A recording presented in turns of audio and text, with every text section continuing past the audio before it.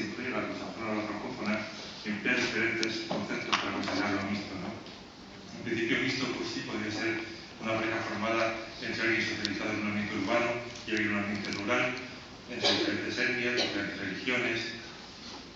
Yo voy a concentrar básicamente como variable proxy en las parejas binacionales, es decir, cuyo origen está en diferentes países y por lo tanto se presupone que tiene una socialización distinta.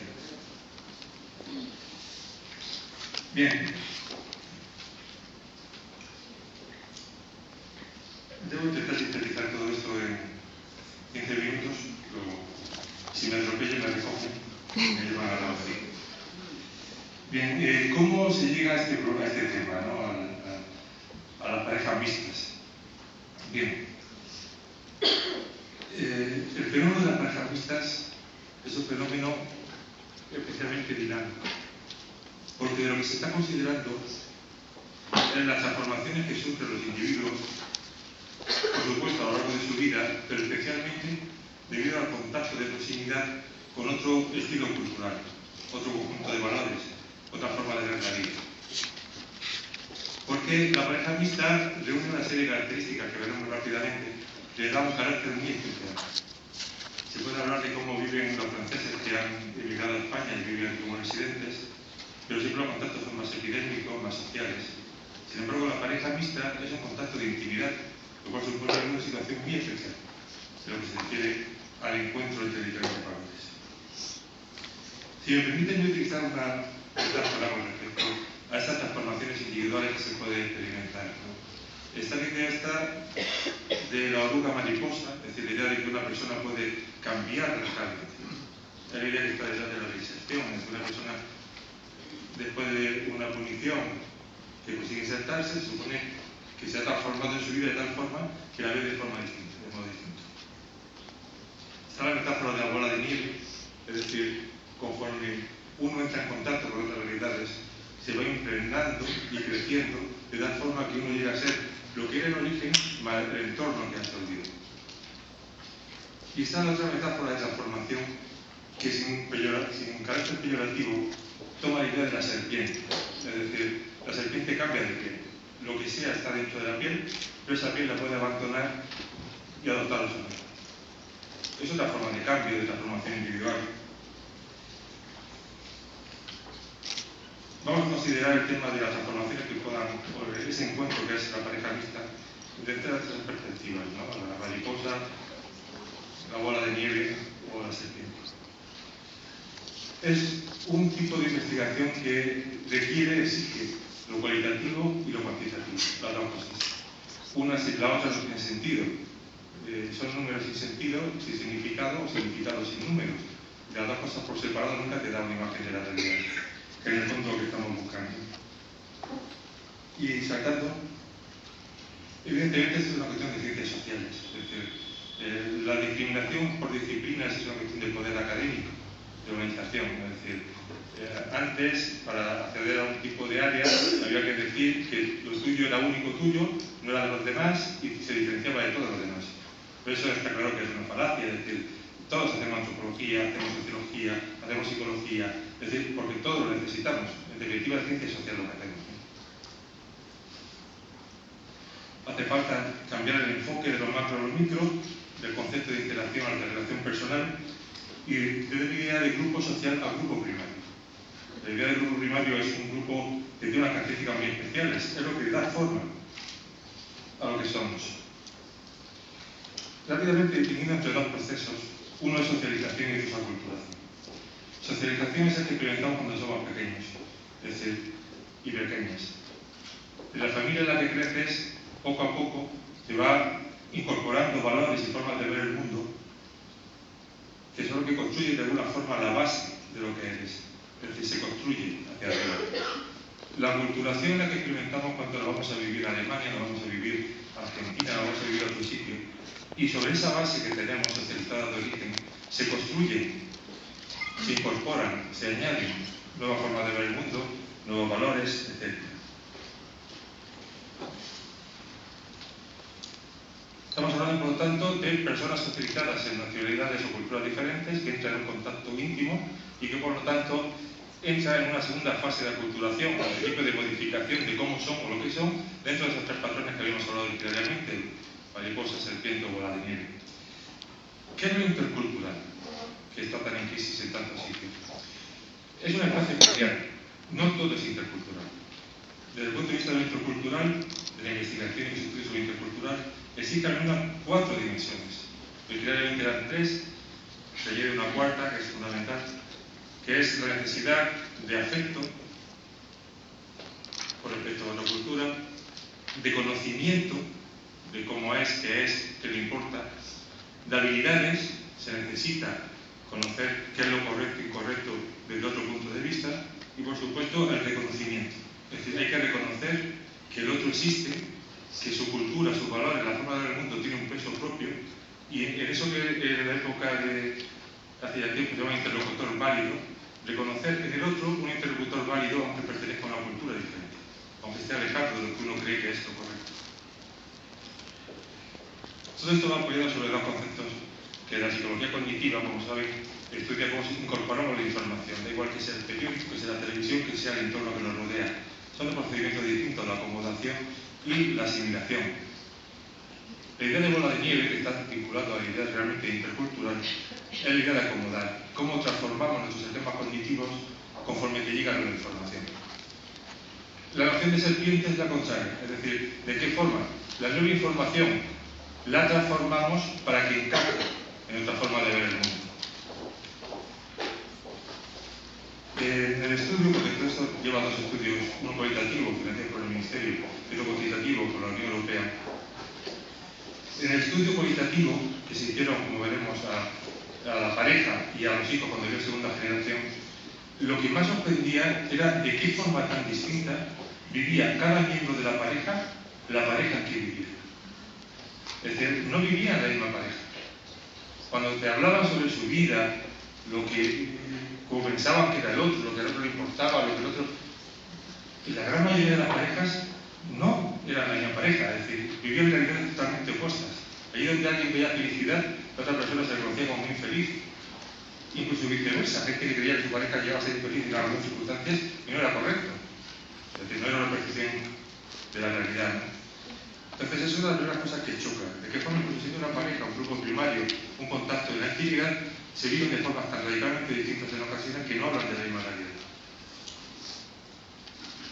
En el fondo, lo que estamos hablando es de la idea de intercultural, es decir, parejas mixtas con esas condiciones que hemos planteado, donde realmente cada uno de la pareja actúa como una bola de nieve que incorpora lo que aporta el otro y lo hace formar parte de uno mismo, o la estrategia de cambio que es simplemente la pérdida de serpiente que adoptas para convivir, es decir, lo que aceptas del otro.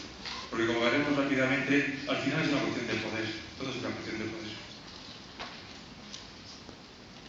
Entonces, estamos hablando de grupos primarios, espacio de intimidad y relación personal, que hay criterios selectivos, es lo que en parte de la bibliografía se llama mercado matrimonial, mercado de las parejas, porque esa es una cuestión que también me hace pensar desde el principio de estas jornadas. Es decir, parece que la idea de familia requiere de algo cualitativo, de una emoción especial.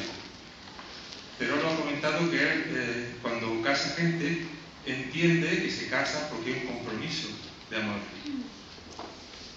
Bien, es cierto, es decir, en las parejas y las familias, en algunas existe compromiso afectivo de amor, pero en muchas otras no. Forma parte de una relación racional, forma parte de una estrategia personal. Y no por eso dejan de ser familias. Es decir, no necesitan estar certificadas por la Iglesia, pero tampoco necesitan estar certificadas por el amor.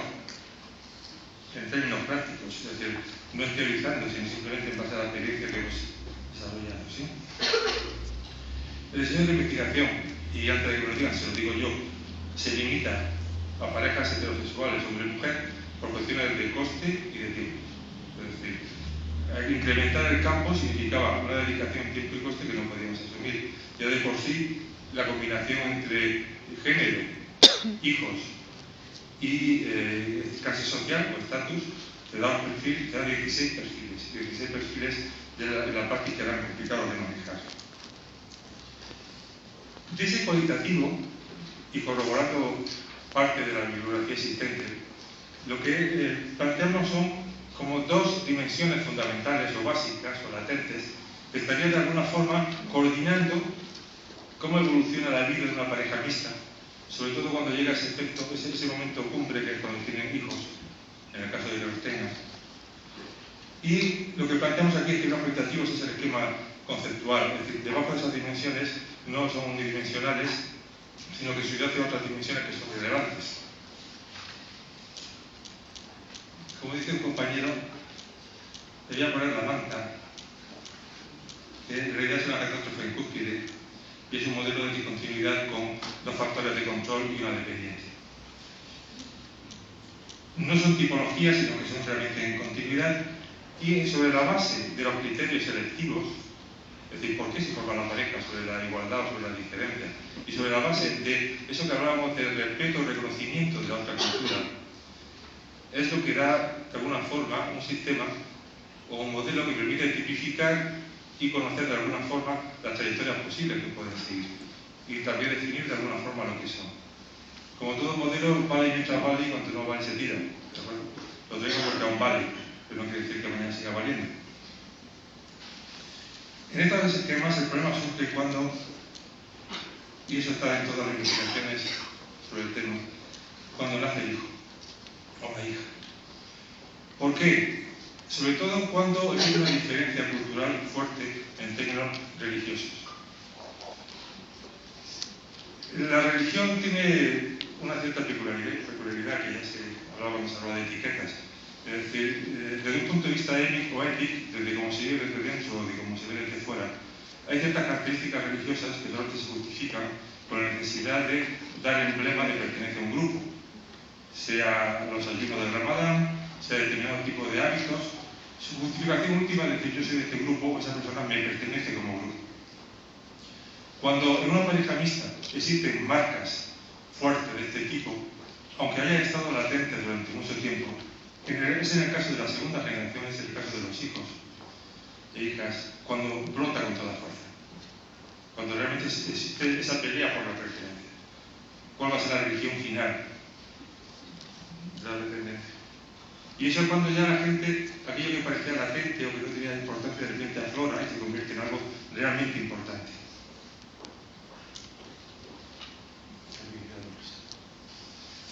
Bien, ¿qué produce normalmente dinámica de crisis? Dinámica de crisis en parejas mixtas, especialmente cuando la distancia cultural es fuerte. Vale. Las parejas, cuando hay distancia cultural fuerte, conviven con relativa calma. Cuando surge la segunda generación, cuando surge el conflicto, normalmente es la religión, aunque no solo, lo que desata y adquiere importancia relevante, y en los casos que hay una subordinación cultural, posiblemente pueda producir la ruptura de la pareja. Porque existe una ordinariedad evidente en las culturas. Es decir, igual que existe dentro de lo simbólico nacional una superioridad de la nación española o del español como forma de vida con respecto a las civilizaciones donde se practica la relación genital. ¿Por qué? Porque somos civilizados, somos nacionales, tenemos otra estructura de mente, otra forma de vivir. También asumimos una cierta jerarquía con respecto al norte. Es decir, cuando se hacen entrevistas, se hacen este tipo de recogida de datos, se reconoce la superioridad por parte de los noruegos, de los suecos, de los daneses, de aquellos que se supone que tienen un estilo de vida más civilizado que el nuestro dentro de esa escala de civilización que produce esa ordinariedad. Cuando existe una pareja mixta donde es clara esa ordinariedad cultural y existe y surge el conflicto en función de la religión sobre el hijo, lo más frecuente es que acabe en ruptura de pareja.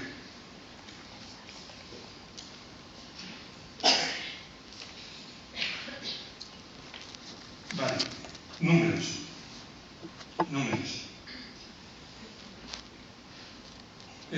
Un concepto porque el concepto homogamia y heterogamia tiene que ver también con diferentes variables. Estamos hablando ahora del poder medido en términos de clase social o estatus, en la escala de Goldberg de 5 categorías, en base a la ocupación y nivel educativo.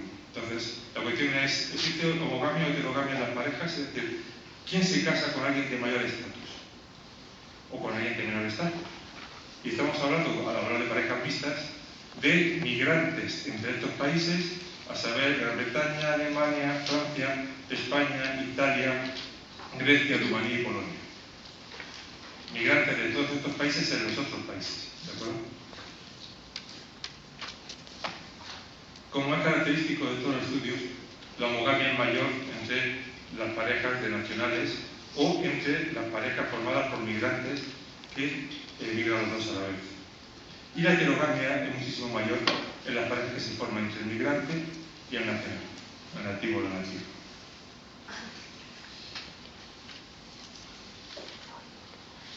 La heterogamia es característica de las parejas mixtas.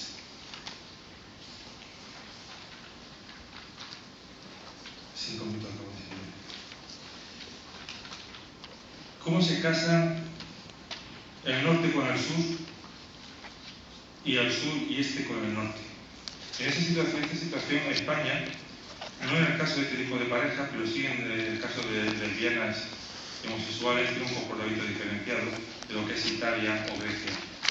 Bien, hipergamia significa casarse o emparejarse o vivir con alguien que tiene más estatus que tú. Como condición de este fondo de desarrollo que existe en Europa, los migrantes del sur y del este acostumbran a casarse o emparejarse en hipergamia, es decir, con gente que tiene más estatus o que tiene más educación. Y los emigrantes del norte acostumbran a emparejarse en hipogamia, es decir, con gente que tiene menor estatus o nivel educativo. ¿Qué significación tiene esto? Es decir, aparte de carácter descriptivo. Pues que en términos estadísticos, significativamente estadístico, tiene un efecto inmediato sobre el idioma que se habla con los hijos o la formalización de la pareja. Si la pareja, el migrante se ha aparejado en hiper, es decir, con alguien de más estatus del país en el que vive, se produce un proceso de integración básicamente. Se habla el idioma del lugar donde estás. Y con esa frecuencia, la persona en hiper con la que se ha emparejado ni se molesta en aprender el idioma ni en aprender las costumbres. Es un proceso casi unidireccional de integrarse en otro país. Lo curioso es que cuando estos países, estos nativos de Gran Bretaña, Francia, Alemania, se emparejan en el sur, es decir, en España, Italia, Grecia o Rumanía o Polonia, el idioma que se tiende a hablar en familia es el del que tiene el estatus más alto. Estas palabras. El migrante con estatus más bajo hace que él o ella y sus hijos o hijas aprendan el idioma donde están, pero el migrante con estatus más alto se lleva con él el idioma también. Es decir, el entorno que construye el país al que migra es el de origen. Y no solamente en términos de qué idioma se habla en la familia, sino también en la formalización de la pareja, de la relación. Los migrantes que se emparejan en hiper, y con gente de más estatus, normalmente formalizan la relación. Es decir, hay un contrato legal, matrimonio. Sin embargo, los migrantes, cuando se emparejan en hipo, con alguien de menor estatus, no se emparejan de hecho. Es decir, no formalizan la pareja, el matrimonio. En ese sentido, el emparejamiento en pareja mixta, en hiper o en hipo, implica como consecuencia directa qué idioma, estamos hablando de probabilidades y de significación estadística, se va a hablar en el núcleo familiar y sobre todo qué grado de formalización va a llegar a tener la pareja. ¿Qué es lesbianas? Aparte de lo que es ya bien conocido, es decir, que los homosexuales tienen una visibilidad mucho mayor que las lesbianas, también su reconocimiento como tales es más elevado en Alemania, Inglaterra o Francia que en Grecia, Rumanía, Polonia o Italia. Es decir, la homofobia en Italia, en Grecia y estos países es elevadísima. De tal forma que el grado de visibilidad para ambos, homosexuales y lesbianas, es mínimo. Sin embargo, por contra, y aquí viene una hablar de la tipicidad de los españoles, para Alemania, Francia, Gran Bretaña y España, hay un reconocimiento mucho más alto de la homosexualidad y, por supuesto, siempre mayor en el caso de los hombres que en el caso de las mujeres. Los homosexuales migrantes se emparejan en hipo, es decir, los homosexuales que emigran, un español que emigra a Alemania o a Gran Bretaña, que es homosexual y encuentra pareja, normalmente la encuentra con menor estatus que el suyo. Es decir, que tiene menor nivel educativo o menor capacidad profesional dentro del caso social de Gonzalo. Sin embargo, las lesbianas que emigran, por el contrario, de forma significativamente, estadísticamente de forma significativa, se emparejan en hiper. Es decir, las migrantes lesbianas encuentran parejas de mayor estatus y los homosexuales emigrantes acostumbran a encontrar parejas de menor estatus.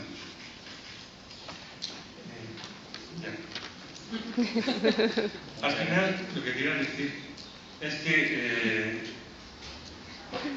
porque todo esto que estamos hablando controlado por género. Es decir, el género por supuesto que importa, es fundamental, pero al final la pareja es sobre todo un espacio de poder y dominación. Y aquel que controla los registros del poder y la dominación, o aquella, es realmente quien marca o da la impronta a la pareja que se formaba. Entonces, digamos que una de las conclusiones últimas, que es evidente que aquí se ha hablado de patriarcado, pero en el fondo está hablando de eso, está hablando que el destino de una pareja mixta de alguna forma está marcado o está al compás de la relación de poder o estatus que de partida se establece dentro de la pareja.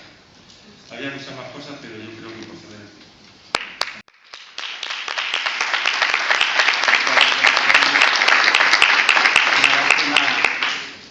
Una lástima que nuestro gran enemigo sea el tiempo. Voy a dar al siguiente ponente, Juan Antonio Domínguez. No va a ser difícil darle una presentación porque al margen de la lista personal que tenemos ya suele pasar esos límites. Quiero decir que él, que junto con el amor y la pasión que tiene por su profesión como licenciado en Estadística e Investigación Ambiental por la Universidad de Sevilla, pues desempeña una gran labor al frente como presidente de la Asociación de Familias Mixtas. Esta asociación es la única, por decir, es una de las pocas, o quizá la única a nivel nacional, que tiene como objetivo el estudio y la defensa de las familias donde alguno de sus miembros no es nacional. A continuación, Juan Antonio, es la palabra.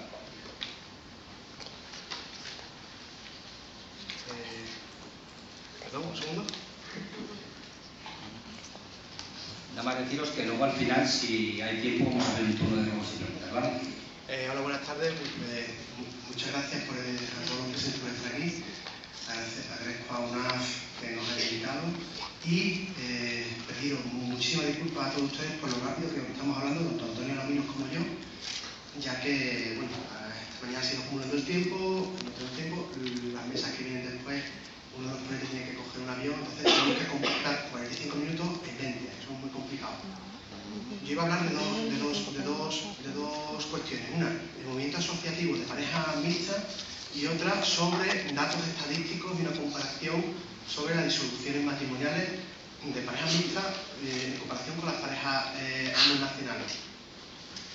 Voy a ser muy escueto a nivel de la asociación porque, y además agradezco, gracias a las gestiones de UNAF, a las 7:30 va a haber una asamblea de socios.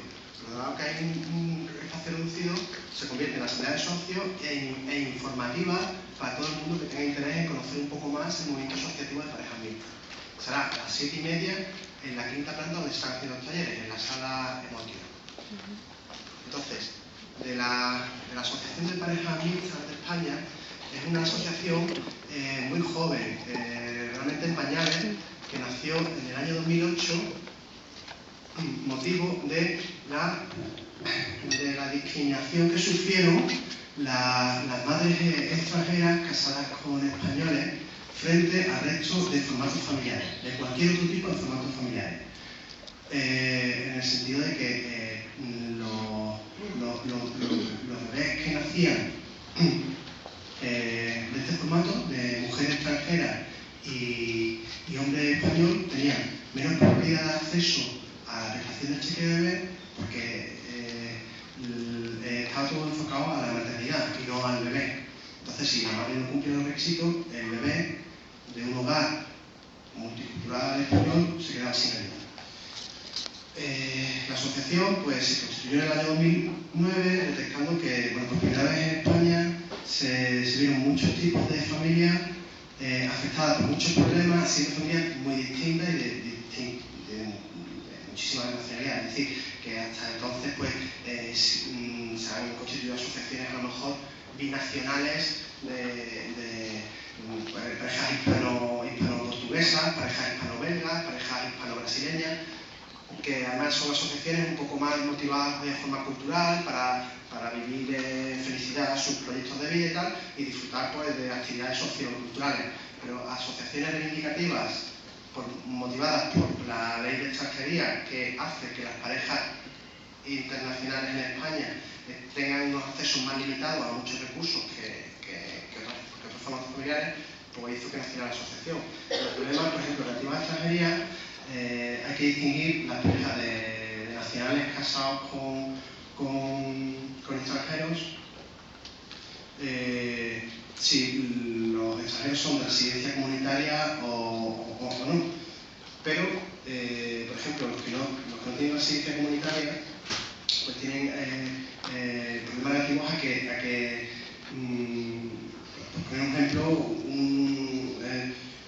mi hija Candela nació en mayo y su abuela, que vive en Panamá, pues para venir a verla en el nacimiento tuvo unas complicaciones administrativas que están motivadas porque las leyes de extranjería implican que yo tengo que ir a la policía, pagar unas tasas de 100 y pico de euros, tengo que pedir una carta al presidente de mi comunidad para que me avale de que yo vivo allí. Total, que la abuela de mi hija, para poder verla, tiene unos costes económicos y el tiempo mucho más elevados que otros formatos familiares. Luego, la jurisdicción internacional no homologada y vigente en materia de familia, es decir, el desamparo jurídico cuando se disuelve una familia. Eso ya lo hablaremos más rápidamente. Relativos a las discriminaciones normativas, y se ve bien, ¿no? Esto es un PDF. Bueno, en referente a la normativa, por ejemplo, la regulación de residencia comunitaria, pues ha dado muchos problemas porque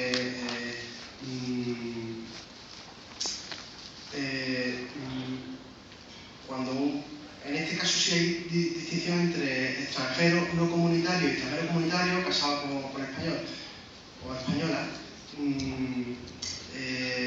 porque las extranjeras y extranjeros no comunitarios que se casan con nacionales tienen el mismo régimen jurídico de residencia comunitaria, pero eso se discrimina en muchísimas ocasiones.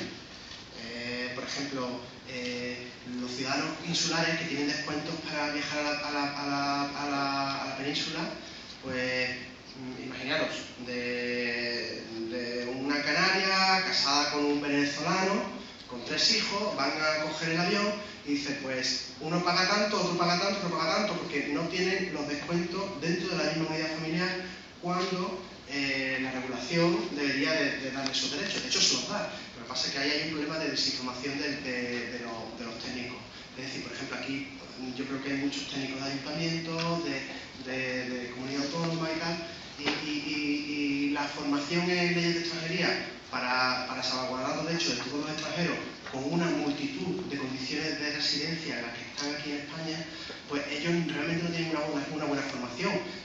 Eso lo tienen los funcionarios y las funcionarias que se dedican a regular la extranjería de España, pero en otros niveles de tramitar el alta de tu niño en un colegio, si lo hace la parte no comunitaria de la familia, pues a lo mejor es un problema. Cosas así.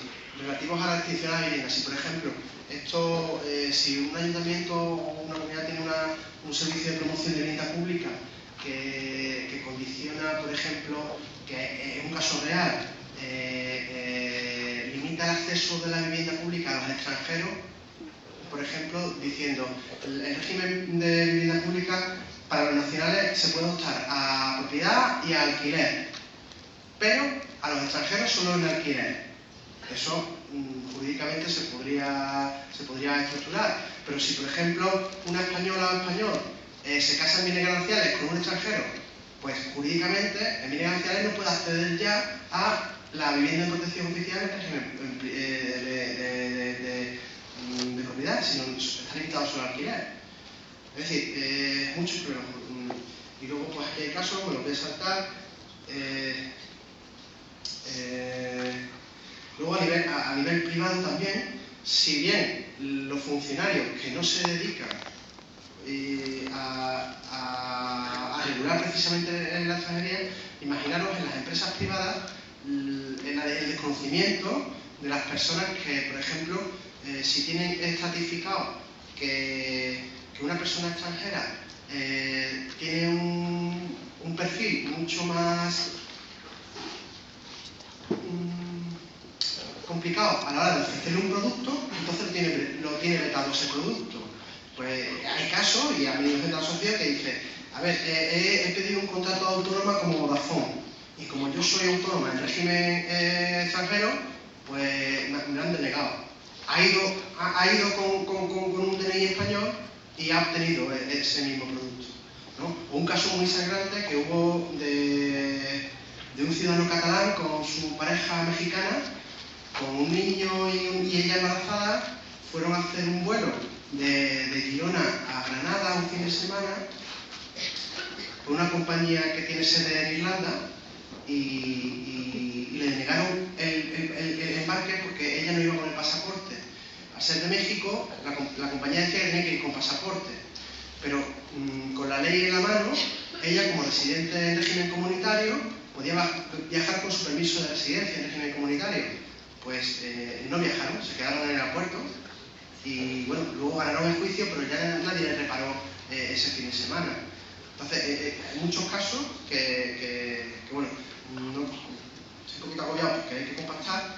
Entonces, el tema de la asociación, pues lo último que termino, y además me parece muy importante, el tema de cuando la pareja si se disuelve, no cuando la pareja se disuelve, si se disuelve la pareja, en el caso de tener niños, pues ahora mismo hay pocos casos, pero lo vais a ver en el futuro, muchísimos casos. El más grave, por ejemplo, es el de María José Carrascosa, que está encarcelada en Estados Unidos, y su hija pues lleva la mitad de su vida sin poder ver ni a su madre ni a su padre. Luego la escasa formación que yo he dicho de personal de la administración pública, como por ejemplo el caso reciente, no sé si conocéis, de Minerva, que ahora en noviembre, bueno, el caso de Minerva, muy resumidamente, estaba viviendo en Alemania con un ciudadano hispano-alemán. Ella lo denuncia por malos tratos y va al consulado español en Alemania, y el consulado español le da ¿cómo se llama? Un salvoconducto para que regrese con su niño a Canarias. Y ahora resulta que el padre la denuncia y esta señora ha sido extraditada a Alemania, ha sido encarcelada. Lo que pasa es que afortunadamente ahora está en libertad pendiente de juicio, pero bueno, no nos vamos a posicionar ni en madres, ni en padres, ni en nada, sino que aquí, y el caso que quiero destacar en este aspecto, es que el consulado es el que le dio un salvoconducto para salir del país con el niño. Y posiblemente derivado de que la poca formación en materia de binacionalidad que tiene el personal de la administración pública, que no se dedica a extranjería. A lo mejor, pues, el personal del consulado de Múnich pues, tenía que haber puesto a Minerva en manos del mediador del Parlamento Europeo para casos de sustracción, que es un mediador que es una figura que ya está creada desde los años 80 y a lo mejor no lo conoce. La binacionalidad en Europa, pues históricamente la asociación binacional más antigua es la que se fundó en Alemania en el año 72 por los atentados de Múnich. En las Olimpiadas de Alemania, producidos por esos atentados, muchas parejas mixtas de alemanes y alemanas casadas con gente palestina, con personas, estoy un poquito nervioso, que empezaron a tener dificultades de escenario, por ejemplo, en el colegio los niños y tal, entonces decidieron irse del país, muchas familias que eran alemano-palestinas, y se vieron que estaban bloqueados porque no podían establecerse en Palestina porque los niños eran solo de nacionalidad alemana, no podían salir del país. Entonces, pues ahí se creó un gabinete jurídico que es el más potente a nivel europeo ahora mismo, que se dedica a a solventar los problemas que tienen las parejas con hijos cuando se han disuelto y los niños pues tienen que vivir con una u otro. Estamos también en contacto con la Asociación Francesa de Parejas Mixtas, que luego, para culminar esta presentación, os vamos a poner un vídeo de 6 minutos que os comentaré. Paso a la siguiente parte de esto, que es una presentación que ya me quito la careta de miembro de una asociación de familias mixtas, me pongo como técnico, que soy estadístico del Instituto de Estudios Sociales Avanzados, de un centro que pertenece al Consejo Superior de Investigación Científica, y lo que os voy a hablar es de una explotación muy reciente, datos muy rápidos, del registro de disoluciones del año 2007 a 2011 que produce el INE. Esta introducción, aquí lo de la muñeca rusa, no es porque habla de parejas hispano-rusas, sino porque la matriusca representa un poco como las parejas interculturales o binacionales. Realmente habría que hablar de ellas, pues dentro de cada familia hay otro formato de familia que depende de como se decía en la ponencia inaugural que inauguraba la jornada de hoy por parte de Enrique, la palabra depende.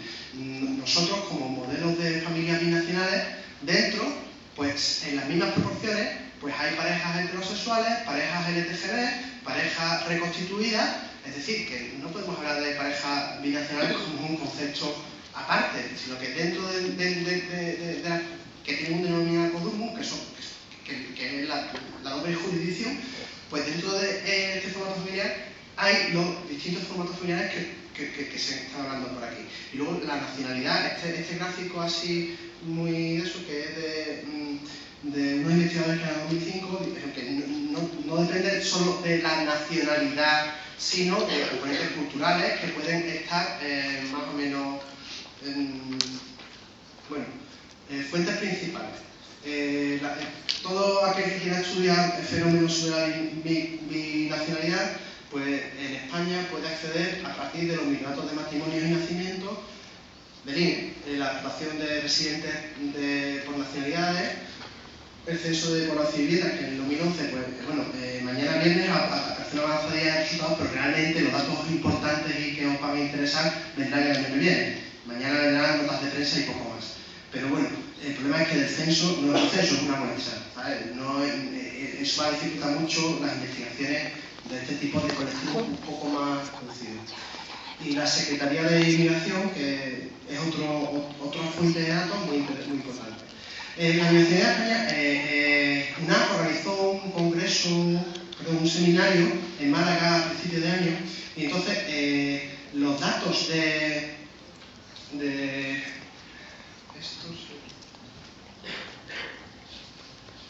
perdón, para atrás.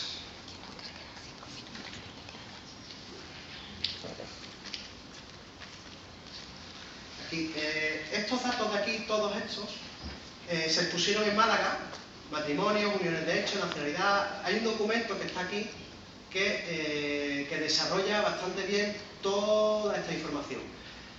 Ahora mismo lo único que quiero destacar es los porcentajes, es decir, desde el año 96 al 2011, 289.859 matrimonios fueron binacionales, que representa un 10% de todo ese periodo. En el censo, las uniones de hecho binacionales del 2001 eran un 8%. La nacionalidad por matrimonio la adquiere un 12%. De hecho, está segregado. Es decir, la nacionalidad de una pareja binacional la determina mucho si se puede mantener la doble nacionalidad. Entonces, está sesgado y es mucho más probable encontrar parejas interculturales donde los dos son españoles ya, pero el origen de una parte de la familia es iberoamericano, o de Guinea o de Filipinas, o de Portugal o de Brasil, que permite mantener su nacionalidad. Una persona dentro de un matrimonio mixto que tenga que renunciar a su nacionalidad se lo piensa 3 o 4 veces antes de renunciar a ella. Es decir, que ahí este 12% está secado. Este 12%. Luego, nacimientos, esto es muy importante. De progenitores casados, desde el año 96 al 2010, que estamos hablando ya de 15 años, el 5% ya son parejas de parejas mixtas, pero eso es porque partimos del año 96, ahora está en un 12%, o sea, estamos hablando de una cifra muy elevada. Y de progenitores casados, de estas cifras, el 4% es de progenitores casados y el 10% de pareja de hecho, el 10%. De todo este periodo, estamos hablando. Esto se sabe porque afortunadamente el registro de nacimiento tiene la variable de filiación de los progenitores y podemos saber muchas variedades. Luego las disoluciones, que es donde me voy a centrar, porque ya digo, todo esto está en este documento, pero las disoluciones que ya que tenemos el último lustro, del 2007 al 2011, aquí el 8% de las disoluciones matrimoniales son de parejas mixtas. Las dificultades de este fichero son las siguientes: el coste. O sea, el INE, normalmente las estadísticas, 5 minutos. Bueno. El INE tiene para estadísticas determinadas hay que pagar, ¿vale? Entonces, pues a cualquier administración pública, si quiere comprar los microdatos del 2007, o sea, todo el mundo puede entrar en la página del INE y ver datos agregados, tablas básicas, o sea, todos podéis tener información básica. Pero el análisis mucho más complejo, como no compréis los microdatos, no podéis hacer. Eso limita y empobrece un poco el acceso a este recurso. La administración pública, una universidad, no sé qué, tiene un 25% de descuento, con lo cual en vez de 785 euros, comprar este lustro le costaría a lo mejor 500 euros. La falta de cultura. Luego, una cosa sobre las parejas homosexuales, que cuando yo recibí el fichero ahora para preparar esta ponencia, me llamó la atención y lo puse en conocimiento del INE y le repliqué. Es una cosa que me llama la atención de forma negativa. Es decir, que del año 2007 a 2011 las disoluciones de parejas homosexuales están aparte. Y además en ellas no se registra la variable de hijos a cargo y la nacionalidad. La nacionalidad eso me parece por continente. Eso me parece muy grave porque las parejas homosexuales, si una vez que se disuelven tienen hijos, el juez tiene que otorgar la custodia a uno o a otra. No tiene sentido que eso no se refleje en la estadística. Y además, en el caso binacional, que es el que me interesa, no podemos tener información de los roles de poder dentro de la pareja mixta. Es decir, que si por ejemplo es un marroquí casado con un español y tiene un niño, y a lo mejor en el mayor porcentaje está sesgado y el niño corre a cargo de la parte más poderosa en este momento, que es la que tiene la nacionalidad española, ¿no? Es decir, y luego la nacionalidad por continente. Es decir, por ejemplo, hace 2 días se ha aprobado en el Congreso el matrimonio homosexual en Uruguay. Está pendiente del Senado. Bueno, pues si a mí me dan la variable por continente, yo no puedo saber si dentro de una pareja homosexual se separan menos parejas de otra nacionalidad donde en su país pues se estén matando a homosexuales. ¿Por qué? Pues porque a lo mejor si en su país están matando a homosexuales no me conviene separarme de mi pareja porque me da miedo irme otra vez a mi país. Entonces, ese tipo de información que tienen que estudiar los expertos en esta materia no lo pueden estudiar porque no viene reflejado en la estadística. La disolución del matrimonio conlleva muchos aspectos, pero lo más importante es que en el caso de las parejas binacionales, que el niño no tiene posibilidad de una custodia compartida si una miembro de la pareja decide establecerse en la residencia de su país de origen y el otro en la otra residencia de su país de origen. Entonces esto hace, bueno, vamos rápido. Es que hay muchas cosas interesantes que se han encontrado, que he encontrado yo hace unos días para preparar esto, que bueno, son datos muy básicos que hay que desarrollar y que sin duda van a producir muchas cosas. Mirad, todos sabéis que el descenso en las disoluciones han caído casi un 10%, un 15% en las parejas donde son españoles, pero las notas de prensa, y precisamente porque no se tiene acceso a los microdatos, no visibiliza que las parejas de españoles al extranjero en ese mismo periodo, en el tiempo de crisis que llamamos de crisis, yo considero dos ciclos, de 2007 a 2009, donde está la caída brutal, y sin embargo veis que la pareja española está creciendo, y luego en 2009 a 2011, que considero que las personas no es que hayan decidido no divorciarse porque sale más caro, sino que lo que han hecho es pues prorrogar, pero llega un momento en que no puedes prorrogar, si eso está quebrado, está quebrado. Entonces, ¿qué es lo que ocurre? Que lo único que han ganado en ese principio, además porque en este segundo ciclo, de 2009 a 2011, la crisis está arreciando.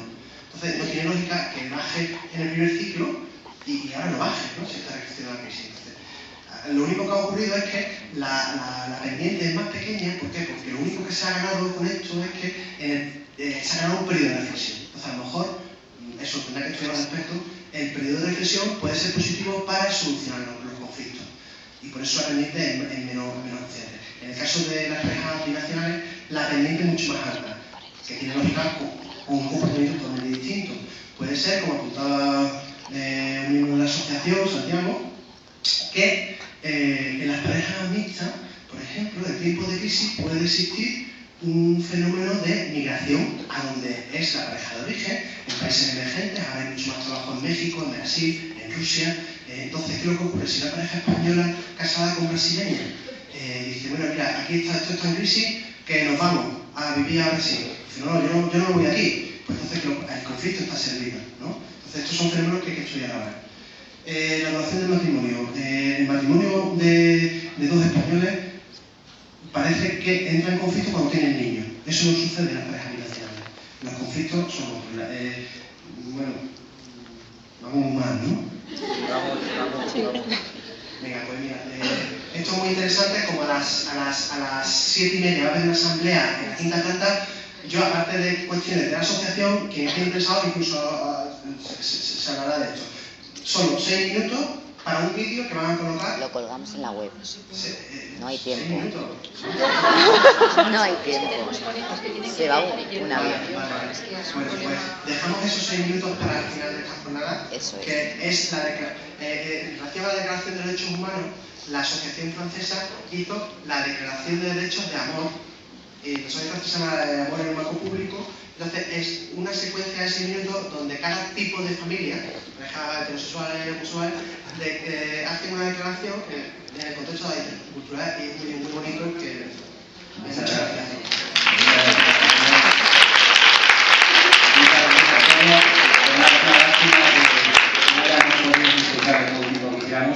Agradecer a la posibilidad de que nos ha dado el poder hacer esta ponencia y nada, vamos a pasar a la siguiente.